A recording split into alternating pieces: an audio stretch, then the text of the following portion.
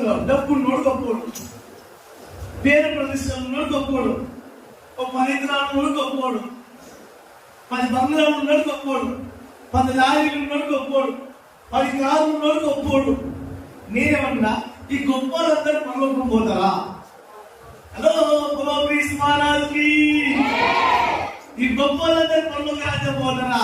గొప్పలందరూ పరలోక రాజ్యం ఎందుకు పోరంటే వాళ్ళు విషము వాళ్ళు ఉన్నది, మోసము వాళ్ళు ఉన్నది, అహంకారం వల్ల ఉన్నది, గర్వం వల్ల ఉన్నది, అతిశయోక్తి వల్ల ఉన్నది, వేషధారణ వల్ల ఉన్నది. కాబట్టి వాళ్ళు పరలోక రాజ్యానికి వారసులు కాదు. అందుకోసమే యేసే అంటున్నాడు. ఇప్పుడు 18వ అధ్యాయం కదా, మత్తయి సువార్త 18వ అధ్యాయము 2వ వచనంలో ఆయన ఒక చిన్న బిడ్డను తన యొద్దకు పిలిచి వారి మధ్యలో నిలబెట్టి తనను